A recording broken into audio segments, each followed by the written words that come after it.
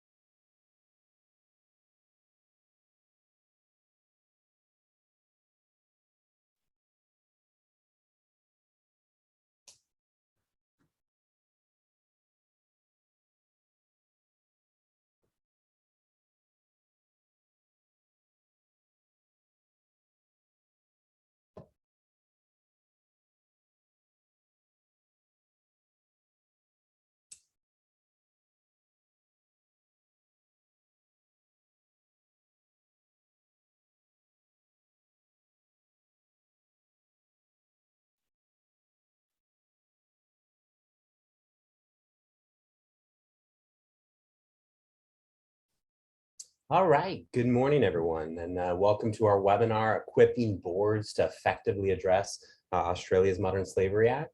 With the deadlines for Year 2 compliance rapidly approaching, we've convened this webinar program to help equip companies and their boards to understand exactly what is required, how to avoid risks of non-compliance, and what has emerged as a key theme within the legislation, the responsibility that company boards have within the MSA. Next slide. My name is Zachary Jarvinen, and I'm the VP Marketing here at Central. We're a MSA compliance technology provider, and I'll be serving as your moderator for today's session.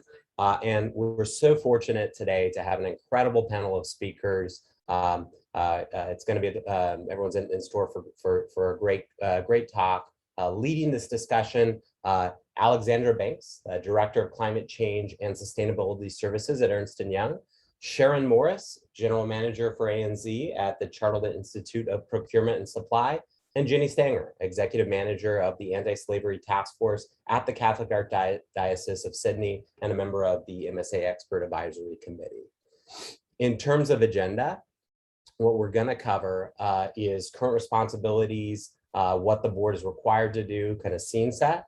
Then Alex will be covering what board considerations should be taken into account to meet meaningful change. Then Sharon will talk about board support for ethical procurement, how to get it. And Jenny will round us out with industry and multi-stakeholder collaboration as a good or even best practices, as well as some of the additional legislative changes that may be coming, which you should be aware of. With that said, I'll cover just a couple of housekeeping items before we begin. First, please note this webinar is being provided for educational and related purposes only, should not be construed as legal advice. Second, throughout the webinar, please feel free to enter in any questions you may have in the Q&A box. As mentioned, we will answer the questions in the chat along the way where possible, or at the very end, we have that live dedicated Q&A portion. And so feel free to ask away and we'll get to them. We'll plan to get to them there, if not before. So with that, and without kind of further ado, let's jump into the first question. We're going to make this kind of Q&A style, and that's kind of just a scene set and remind what are some of the current board responsibilities are required under MSA requirements. I'll speak to this one, and then we'll go deeper with each of our speakers. But basically, at its most basic, if you go to the next slide, the Modern Slavery Act, or the law, requires your company's annual statement to meet two very specific requirements. First, the statement must be approved by the principal governing body of the reporting entity. That is the body or group of members with primary responsibility for the governance of the reporting entity. In other words, and in most companies, this is typically the board of directors. The Modern Slavery Act does not permit the board to delegate that approval authority to an executive committee or other group. So boards are required to be involved and to sign. Second, the statement must be signed by a responsible member of the reporting entity. In most cases, a responsible member will be a member of the reporting entity's principal governing body. For most companies, this means your board of directors must approve that statement and someone from the board must sign it. So hence, sometimes these are things that are missed, and the importance of it getting right, both as just a signatory item as well as to signify the involvement of the board in the MSA is paramount, and why we are doing this webinar, its importance, and dovetailing us very nicely into our first question for our panel, which I'll pose for Alexandra Banks from Ernst & Young. Great to get your voice and comments on this. How do you, as you advise them, help boards, or how do boards achieve meaningful change when it comes to modern slavery today? Thank you, Zach. Hopefully everyone can hear me. I'm going to assume that you can until someone tells me that you can't. But yeah, it's really great to be here, everyone. And thanks so much for having me.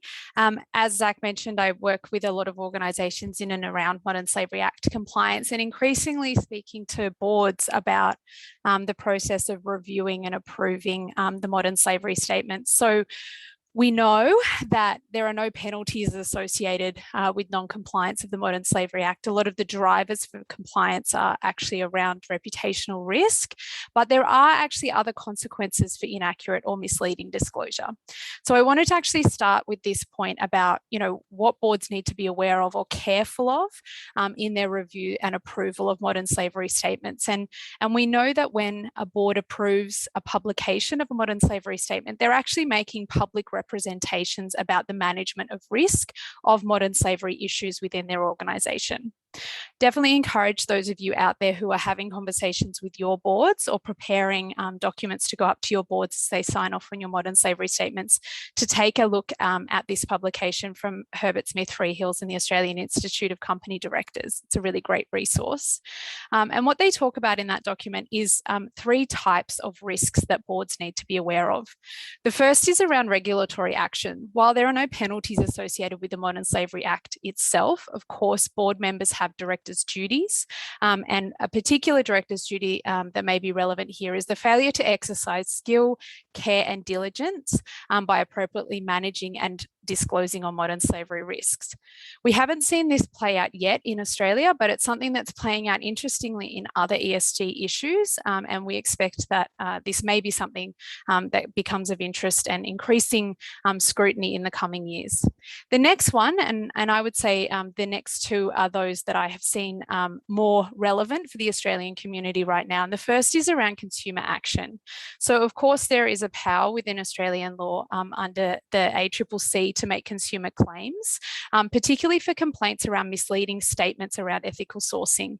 And it's referenced in this resource. Again, I encourage you to have a look at it, but there's some really interesting litigation that's happening in the US at the moment where companies are making statements about, for example, having an ethical sourcing program or policy in place that in practice they're not actually following or implementing. And I think this is a really important thing for boards to be aware of.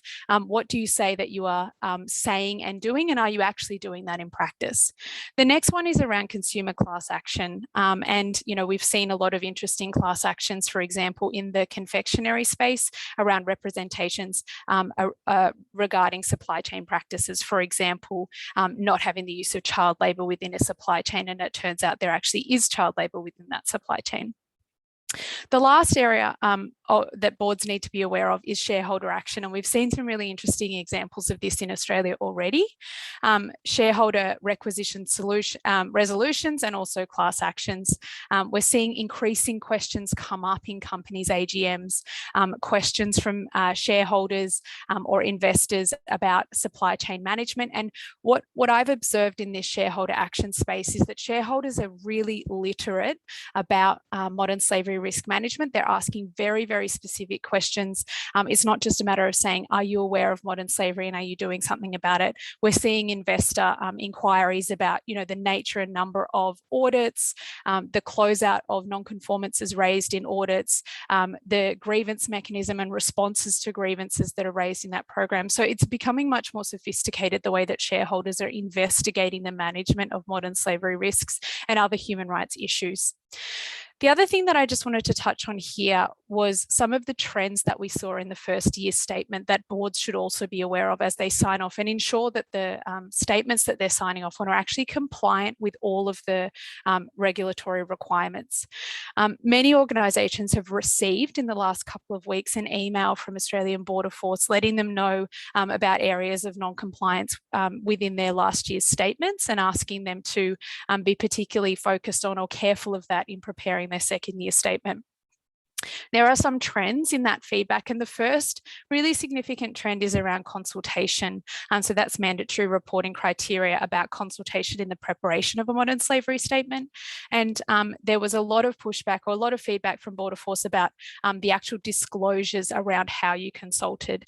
And it's really important, I think, that the nuance here is where there are a number of owned and controlled entities or a number of entities within a joint statement, to be very careful about how you disclose and accurately disclose on the process of consultation. I think the challenge here relates to where the controls or governance are centralised, and just making sure that you really clearly explain the nature of the corporate governance structure, about how those controls are centralised and about how the consultation to actually prepare the statement was undertaken. The next one, and this was I guess a bit of a surprise to some people, about the incorrect identification of reporting entities. So just making sure the statement clearly identifies the reporting entity. And then the last one, and I think this is a really important one, and we'll see this improve over the life of modern slavery statements, is about the coverage of owned and controlled entities and joint ventures.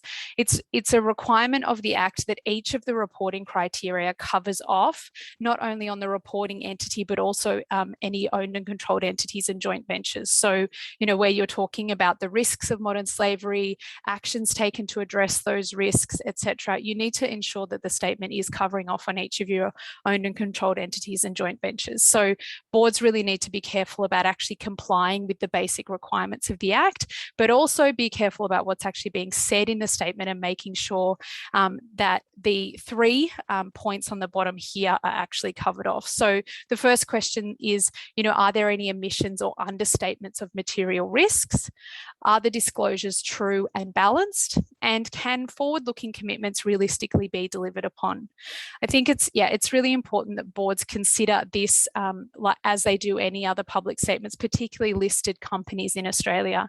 And a really significant trend that we're seeing is boards calling on either their own internal audit teams or having external auditors come in and review the statements to basically answer these three questions down the bottom. And that, I think, is an area that we're going to see increasing action in, to have that level of oversight that you see in any non-financial public disclosures and also financial public disclosures.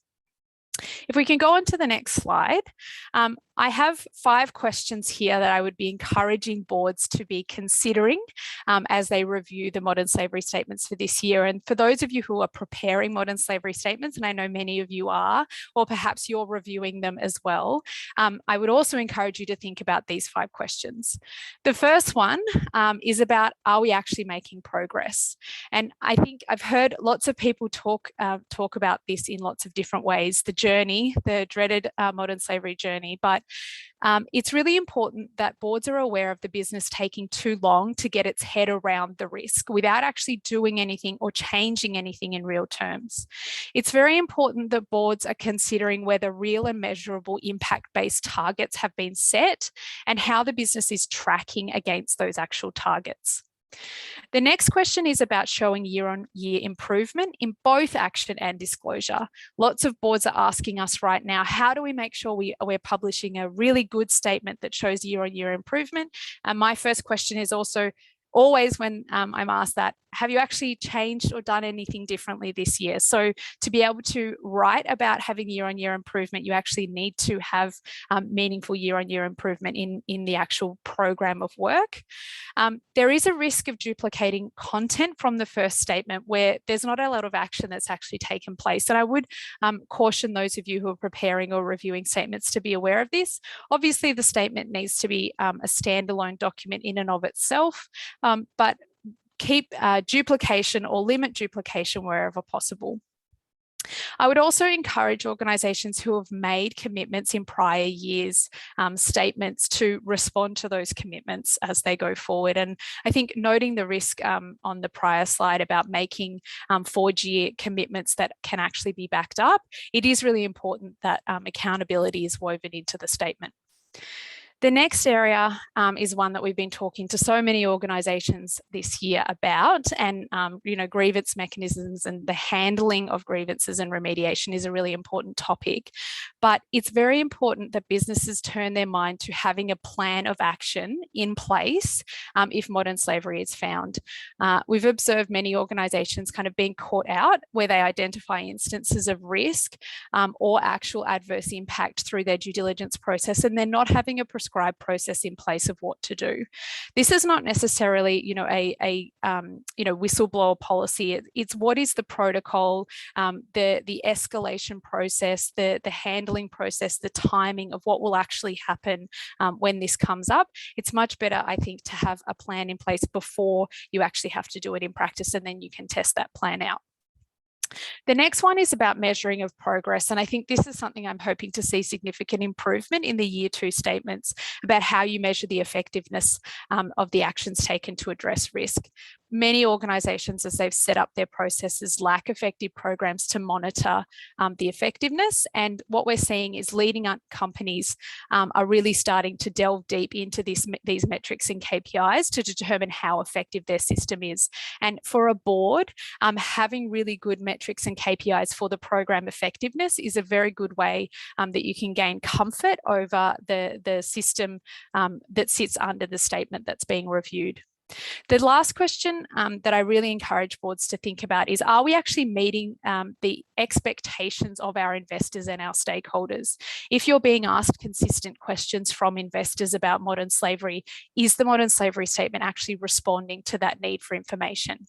I understand that this is a regulatory document. You have to prepare it to comply with the Act, but many investors and stakeholders are really interested in the content.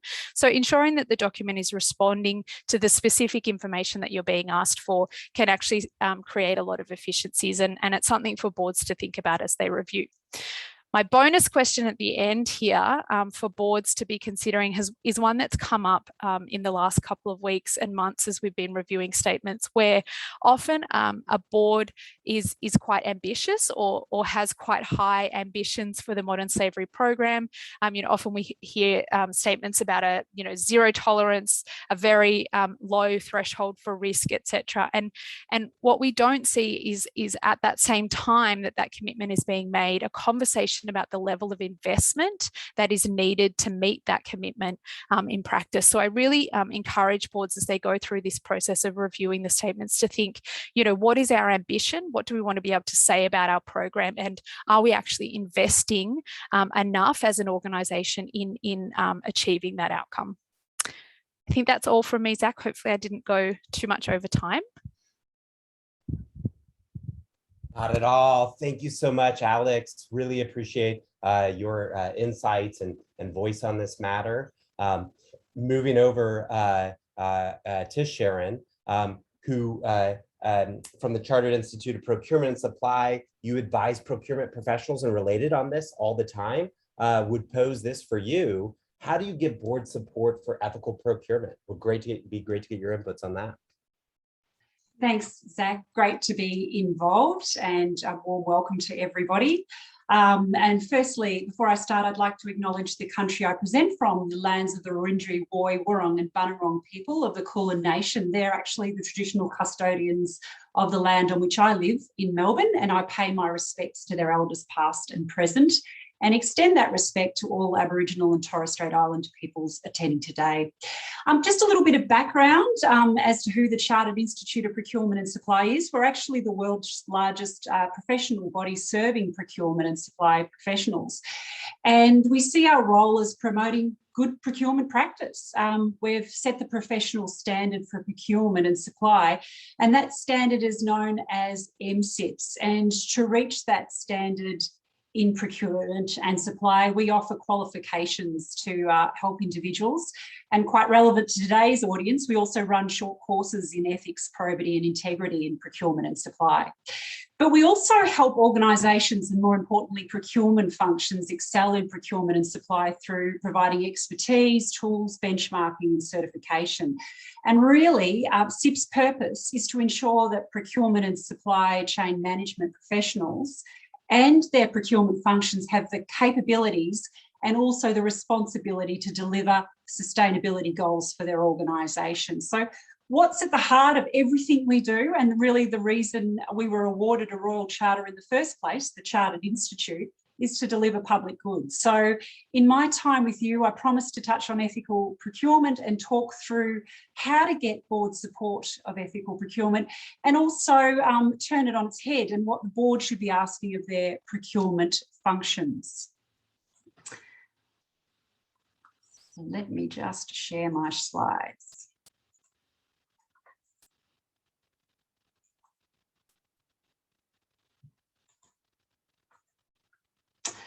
So there's no such thing as business ethics or ethics in procurement. There's simply ethics. So back in 2014, when the Pope called for personal responsibility and action and interaction and cooperation into combating this new and growing form of human exploitation, he said that every person ought to have the awareness that purchasing is always a moral and not simply an economic act. And that applies for consumers and it applies for procurement and purchases. So every one of us possess a moral compass. Of course, it guides us along the right path, enables us to differentiate between what is right and what is wrong behaviour. And there's no doubt that since we've all shown up here today, that we all agree we have a responsibility to behave ethically. But right now, the role of procurement has never been so important. And if we think an organisation is going to drive sustainability or ethical procurement, 60% of what they need to do happens in the supply chain. And the moment we start looking outside of our organisation and into the supply chain, we must be able to drive change in others, With our immediate suppliers, we begin to do that because we've got a relationship there. But when we look further down the supply chain, whether that be the original factory, the plantation or the raw material source, or perhaps even in another country with different laws, that becomes really difficult.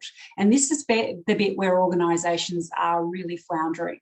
So we turn to what I call our superheroes, and they've got the capabilities to navigate, influence and probe. And that's the role of the procurement professional, to respond and find a way to make our supply chains and suppliers more ethical and ultimately more sustainable.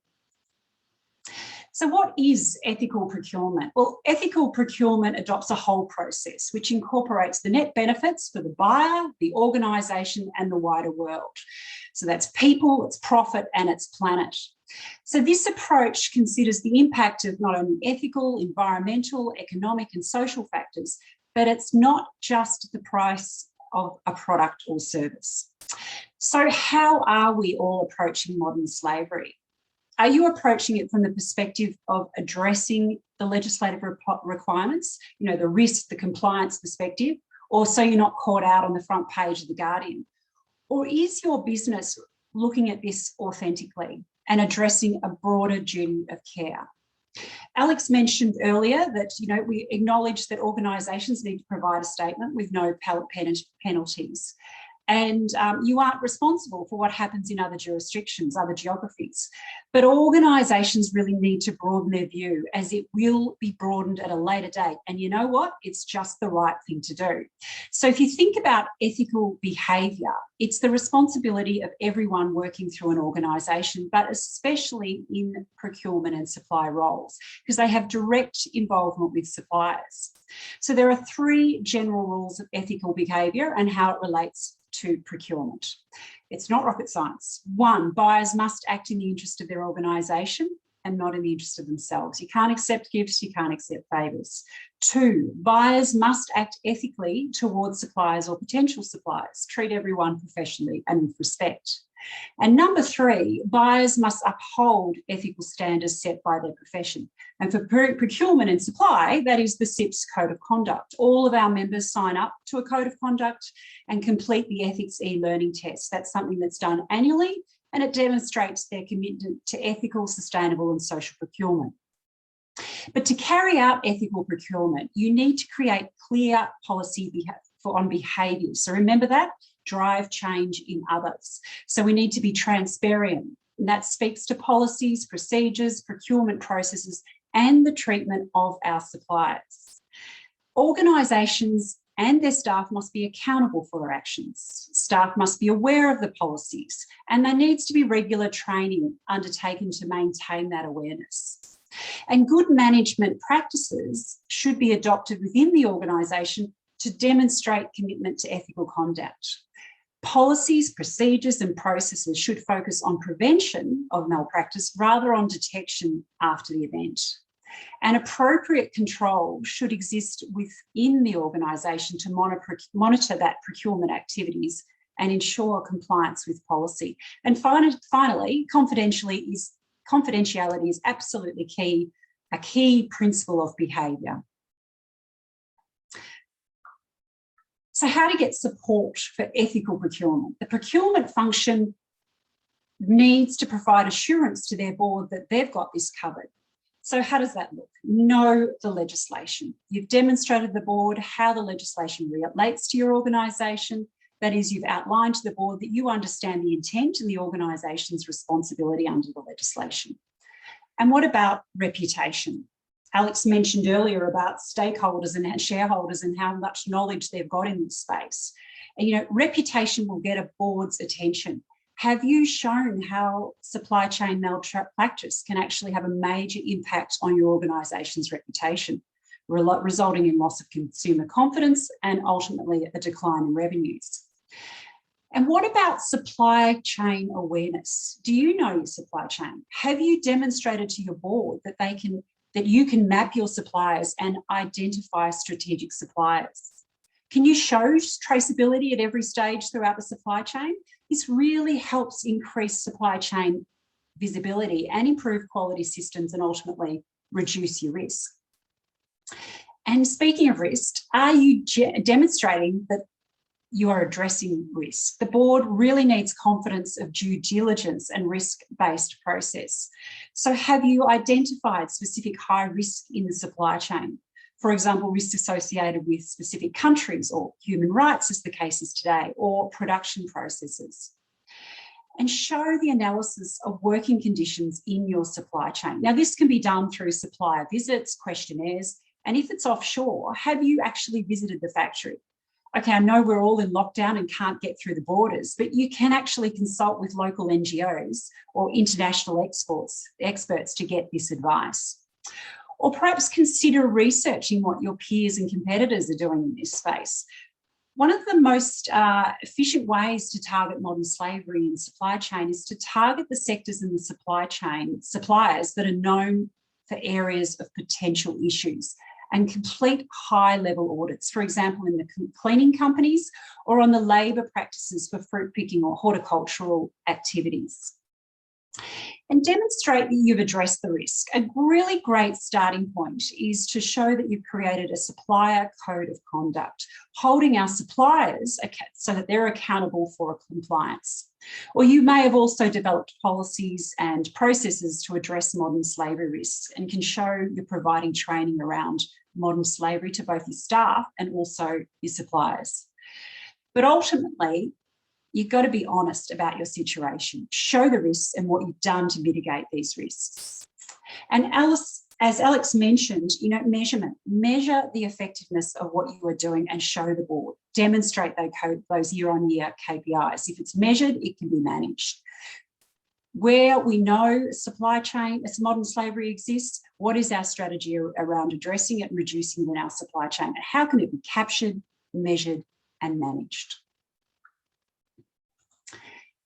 And then from the other side of the fence, what questions directors and CEOs should be asking of their chief procurement officers? What should they be asking of their procurement function? In terms of strategy, how do we develop an appropriate short and mid-term strategy to review our domestic and global supply chain for their risk? And based on what we now know, or perhaps what we don't know, does what we're doing or what we're not doing sit with our values?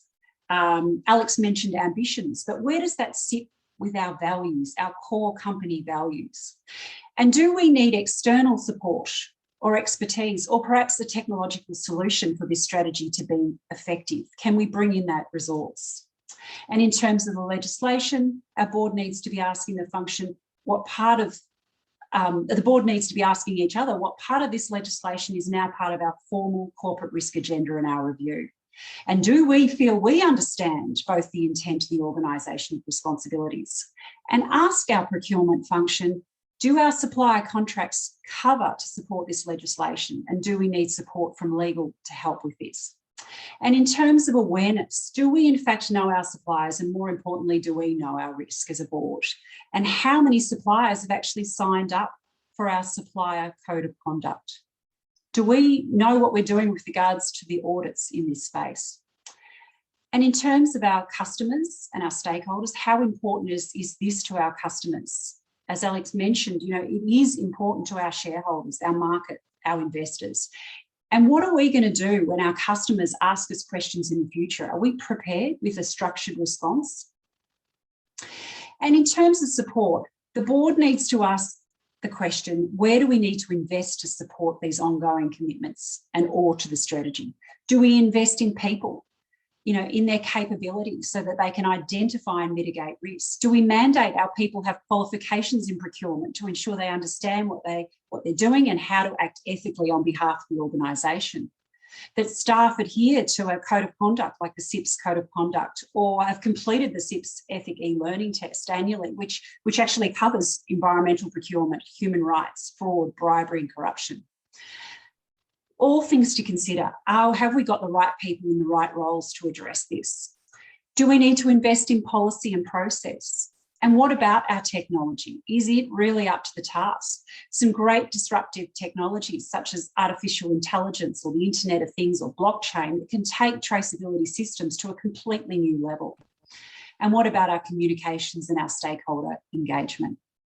So in summary, people, profit and planet are important issues for the public, for our customers, for our shareholders and our employers. And for any organisation behaving ethically, it's about reputation, it makes good business sense, and it's the right thing to do. The procurement function needs to provide assurance and demonstrate to their board the value of ethical procurement and really create an awareness around their supply chains and basically assurance that we've got this covered. And finally, the board should also be asking the right questions from the perspective of the company's values, very deep in their strategy, right through to the level of risk. Thank you, and I'll send back to Zach. Thank you so much, Sharon. So helpful to hear from you on this. We know the law has fallen to so many procurement teams. Many of you are on the line and everyone's looking for great guidance. Incredible to have it from you on this. We know we've seen the leaders in this space doing exceptional work following this. And so what a great takeaway for us all. Transitioning over and rounding out the panel, let's go to Jenny Stanger. Jenny, do you mind talking us through collaboration practices and some of what's to come around the law and legislation that folks should be aware of? Thanks, Zach. Good morning, everyone. And thanks, Zach, to you and your team for organizing today's session, which I hope will reach the eyes and ears of some of the board members of Australia whose staff and who themselves are engaged in assessing and addressing modern slavery risks and complying with the Act. Today, I'm coming to you from Gadigal and Wangal country of the Eora Nation, and I acknowledge the traditional owners of this land and pay my respects to elders past and present. Today, I hope to talk about collaboration and get people a little bit inspired, maybe to get involved in some collaboration if they're not already, because collaboration can really enhance your entity's efforts to address modern slavery. And then I'll foreshadow some of the challenges and opportunities boards of directors need to be aware of in the current context. So this first slide, I thought it would be important to kind of set some of the context and for people to be able to see kind of where the Modern Slavery Act fits into the government's like whole of government approach to this issue. And I hope you can see the little red circle there around where the modern slavery sits in that approach.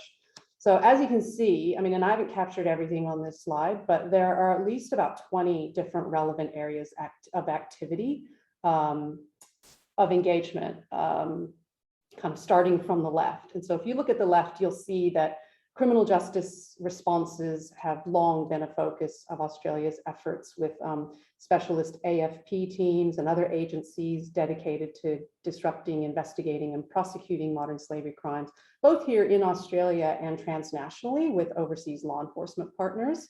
So, you can see a little bit about who's involved, and that the Department of Social Services does have a program for any victims of modern slavery identified by law enforcement here in Australia, so they have a role to play.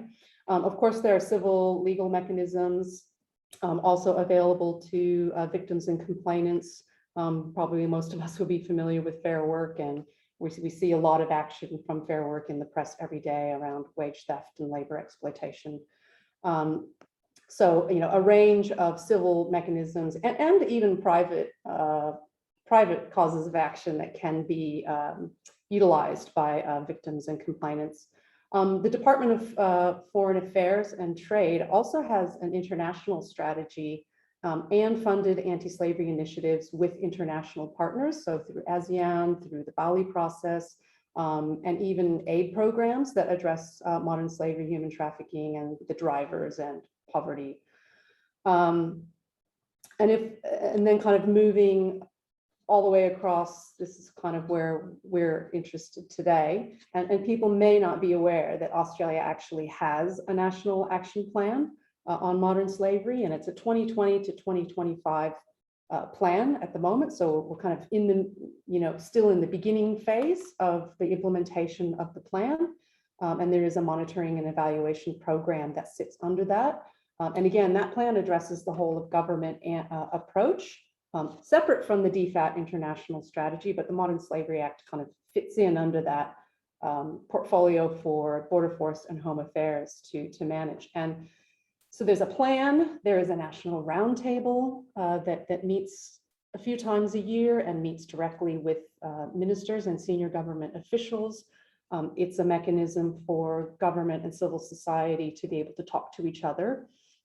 There is a Modern Slavery Act expert advisory group to advise the minister on the effectiveness of the act and how to make sure that its implementation is successful.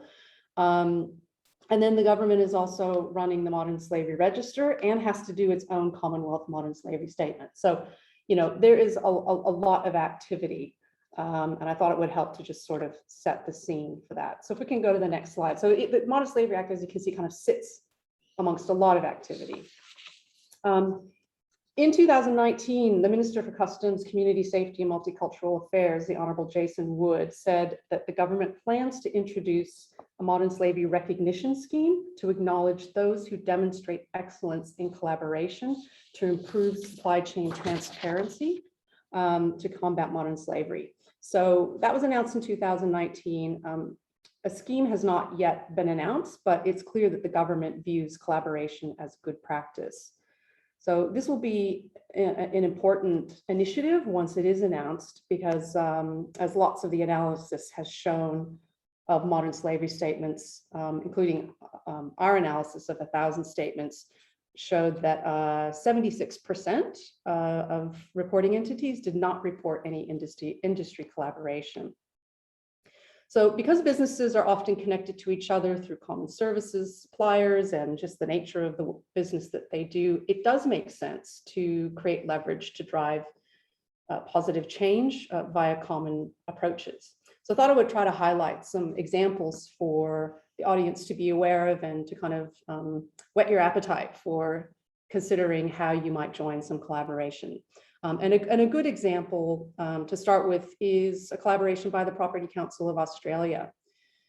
So the PCA has 25, go back one slide, please. There we go. 25 Property Council members have pooled their resources to assess and report on their supply chain networks. And this is done through an online platform, which is something that Sharon just kind of mentioned, which collects, compares, and shares data on all of their suppliers. And they've managed to onboard 2,650 of them so far from their industry, which is pretty impressive.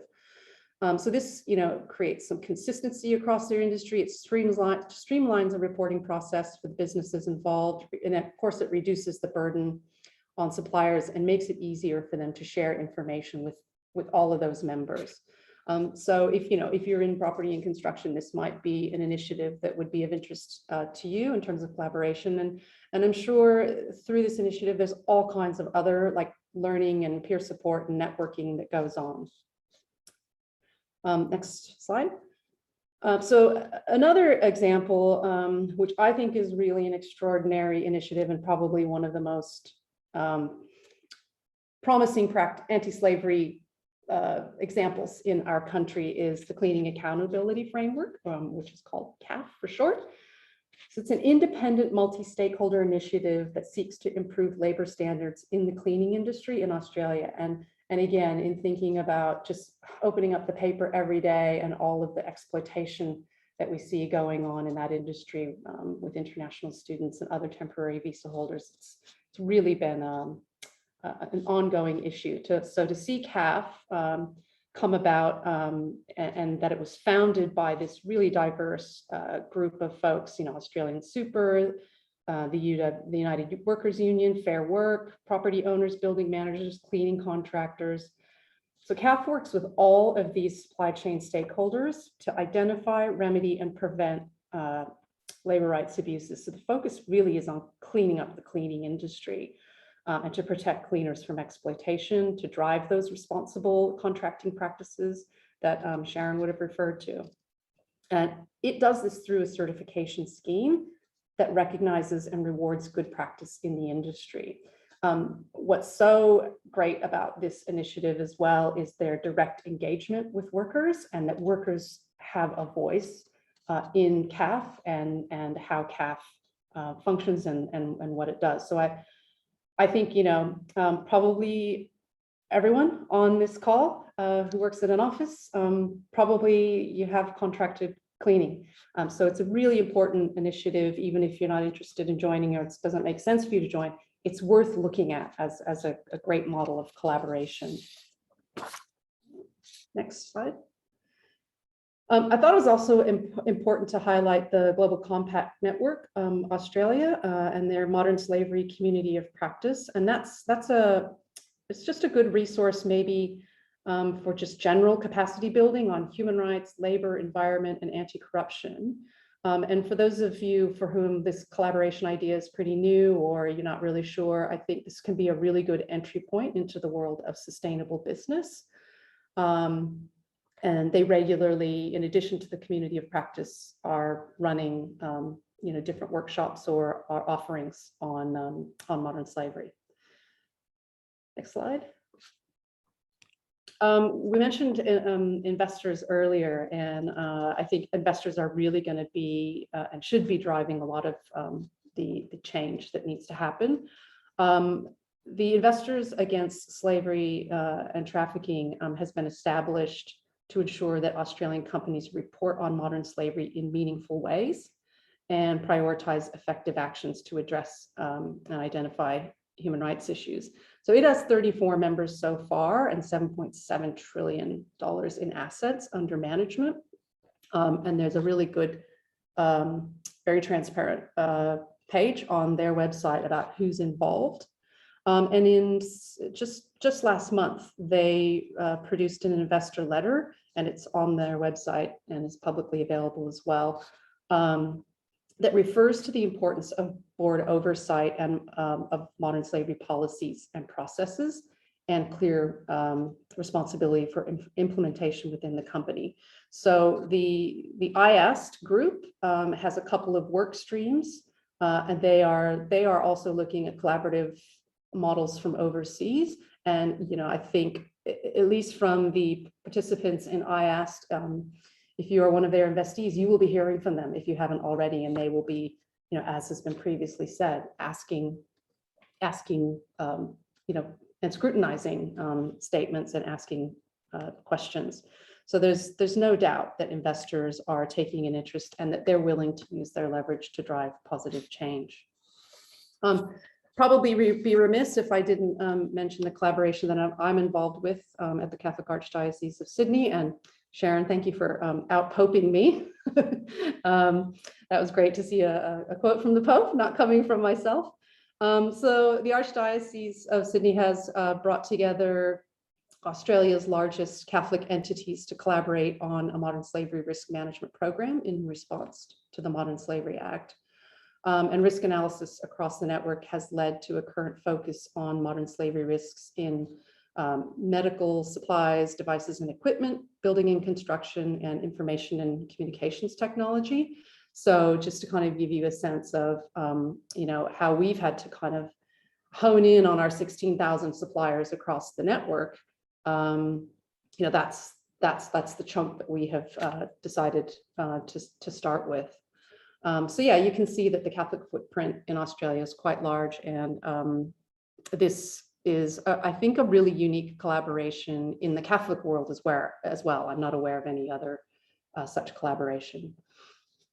In terms of looking at what progress and impact can look like, I thought it would also be useful to talk about a few kind of inspiring examples from overseas that can give us something to aim for. The Fair Food Program in Florida addresses modern slavery in the fields, from where American food giants buy their tomatoes. And what they've done there in their collaboration is they've created a Fair Food Code of Conduct, which is backed by binding agreements between farm worker organizations and the largest buyers of tomatoes in the world. So everything from like Subway to Walmart to, McDonald's, like big businesses in America. The participating buyers are required to suspend purchases from growers who fail to comply with the Code of Conduct. So these agreements provide a real market incentive for the growers to abide by fair labor practices. And this has resulted in unprecedented reforms in Florida's tomato industry, including the successful elimination of forced labor in the fields. That is quite an amazing thing to be able to say, quite an amazing impact to be able to have. And so I think, for those who are interested in thinking a bit long-term about change, have a look at the Fair Food Program. It's a really unique model of collaboration. And then I thought as well, to just mention the Bangladesh Accord, which is also a legally binding agreement between brands, trade unions, and was established after the really horrific collapse of Rana Plaza in 2013, which killed 1,100 garment workers. The Accord is the most effective labor rights initiative ever carried out in contemporary apparel supply chains. And the impact of the Accord is that it has eliminated more than 90% of the safety hazards originally identified by the Accord's inspectors.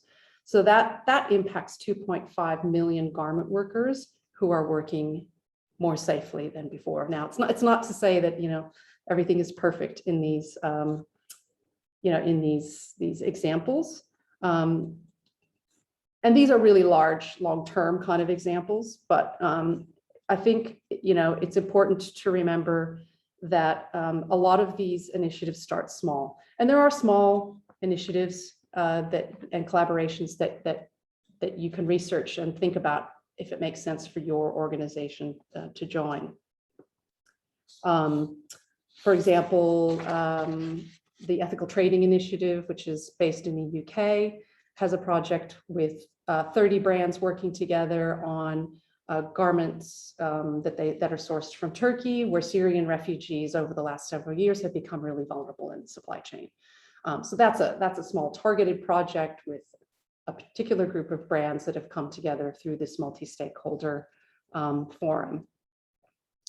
So there's other collaborations in Australia and many more around the world. I encourage you to do some research around what would best suit your organization or sector. Participating in and supporting these initiatives, sharing services, sharing resources, peer support and networking can create change for people over time. And your engagement in these initiatives can help your organization continuously improve your actions and have a bigger impact on real people. So if we can go ahead to the next slide. So just in moving on and looking to the challenges ahead, a review of the Modern Slavery Act and its effectiveness is supposed to take place in early 2022, or some announcement of some kind of consultation. There's over 2,000 modern slavery statements currently on the Commonwealth Register. The analysis is starting to happen from different groups. And they are the evidence base for any possible reforms going forward. So, you know, this could include some of the things that were advocated for, but not included in the Act in the first time. So the introduction of financial penalties for non-compliance, is that a possibility? More prescriptive measures within the Act, and possibly the introduction or the appointment of an independent anti-slavery commissioner to oversight implementation. So these statements will serve, you know, as the evidence for what needs to happen going forward.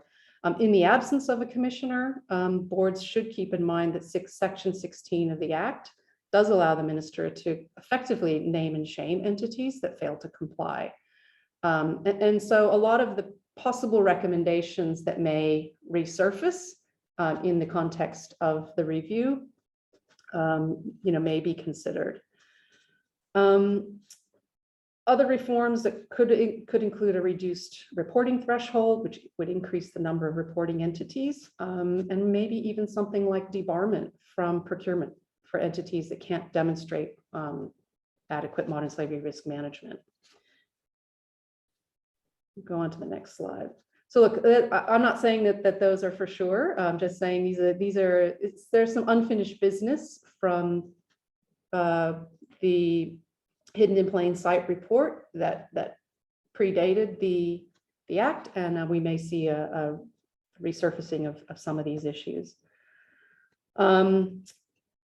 Again, increasing scrutiny of modern slavery statements going forward. And there was an attempt to pass a customs amendment bill, originally focused on forced labor in China, but now more generally on forced labor. It wasn't supported by the government, but again, this may come up in the context of the review or be connected to it somehow. And this type of legislation would lead to the potential seizure of goods suspected to be produced by forced labor at ports of entry.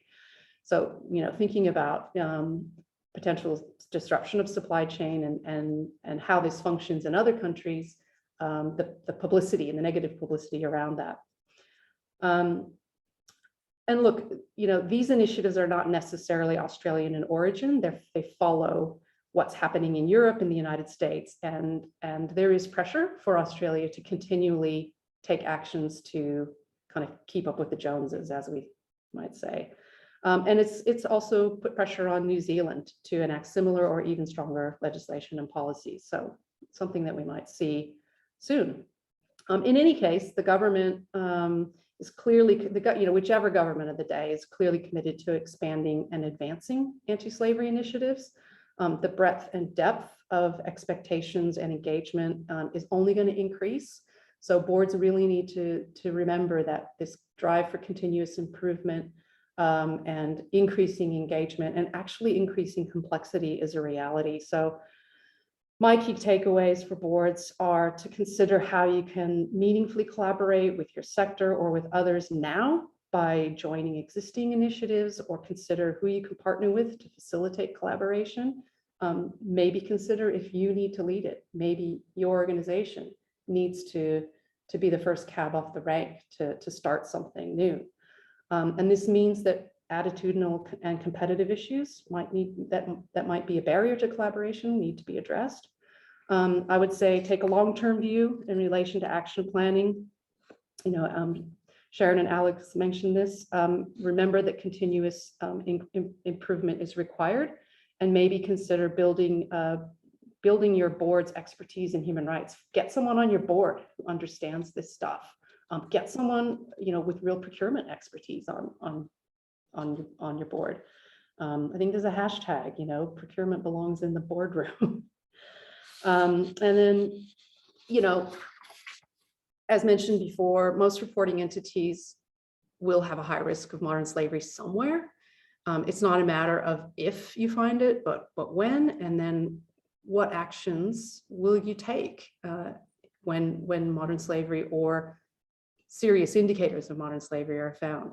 The board needs to decide when and how concerns about people in the supply chains or operations will be escalated to them, and what's their role in ensuring that remedy is adequately addressed. So that's all from me. Feel free to connect with me on LinkedIn. You can learn more about the collaborations I shared by clicking on the links in the presentation once Zach sends that to you after the webinar. And you can learn more about our Catholic response at acan.org.au. And we're really interested to hear from current and prospective suppliers to Catholic organizations as well. So there's a supplier webpage on our website. So feel free, for those of you on the call, to learn more about us there. Thanks, Zach. Thanks so much, Jenny. Incredible wealth of knowledge you share. We're so fortunate to have you driving so much of this.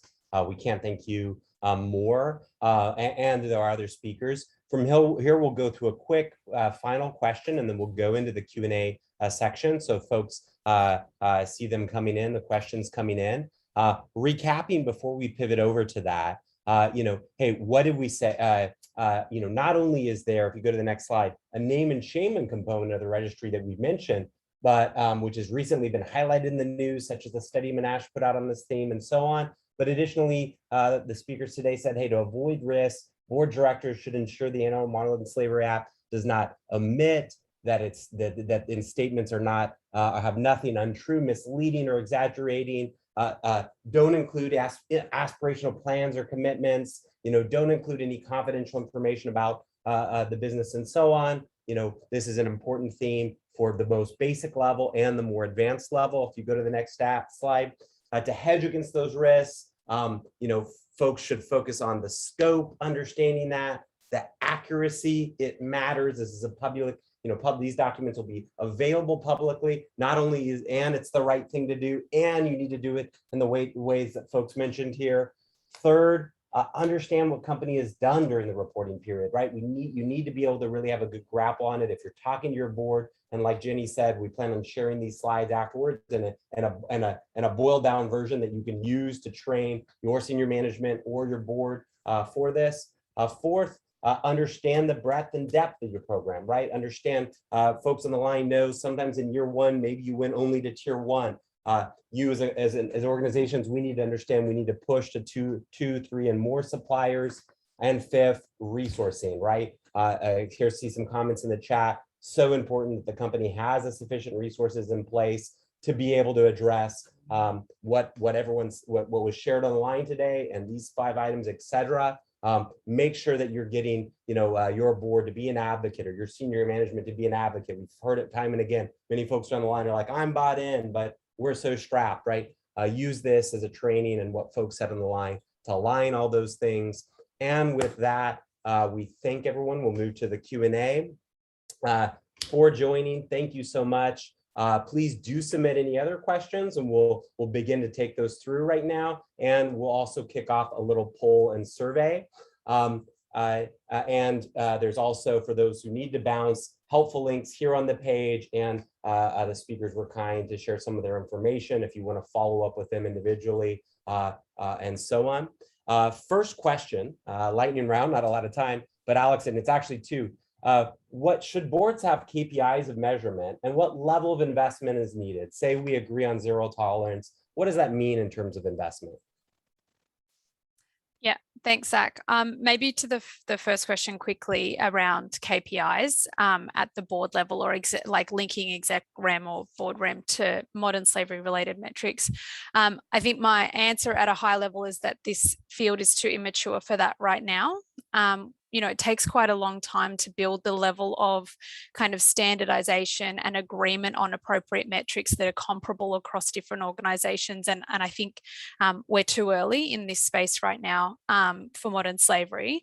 That said, and I think it kind of goes to the next question about board competence, and Jenny mentioned this one quickly as well in her conversation there. You know, the requirement on boards is to have expertise in good governance, and you know, it's not possible to have every board have experience or expertise in every issue that organization is facing. But what is really important is that boards have the right oversight of these issues and that they're equipped to ask the right questions. So we're seeing increasing demand from boards to have board level training so that they understand the depth and the complexity of the issues, and that they can hold you know, their executive teams accountable, that they can ask the right questions, and that they can interrogate information in the right way.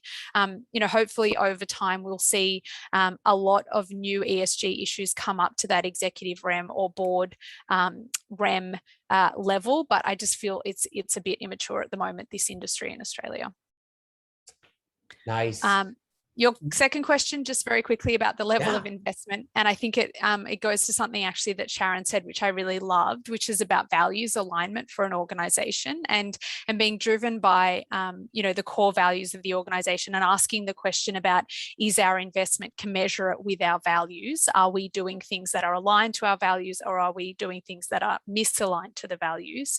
And I think the question about the level of investment is, you know, it goes to any level of investment about a publicly disclosed ambition, and having the right people within your executive team who are asking the right questions and ensuring that you have the right levels of competency is really essential. I would say though that I think there is a bit of a trend right now, and one of the questions that came through about, you know, the delays in reporting from last year, is that we're seeing probably overinvestment on the reporting side and underinvestment on the actual systems and processes to identify, assess and manage risk.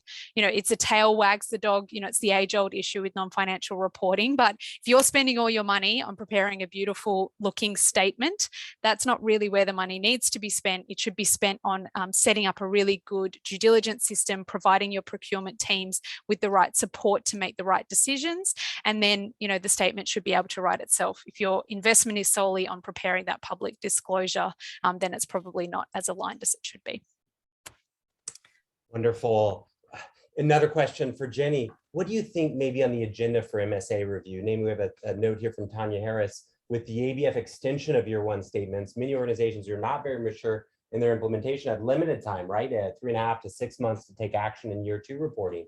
Do you anticipate the inclusions of the next tranche of statements to reflect any time constraints against the published commitments and or roadmaps? Or I suppose the flip side would be, you know, folks did have extra year for the COVID, so could it go the other way? What do you think?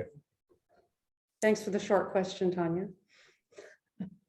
I think Alex kind of, you know, touched on that. Look, I think generally, I think the first 3 years of this up to the review, and possibly then even the third tranche, the third period of reporting, it's a bit of a foundational kind of time. So, and look, I don't have any inside goss on what the review might look like, or what might be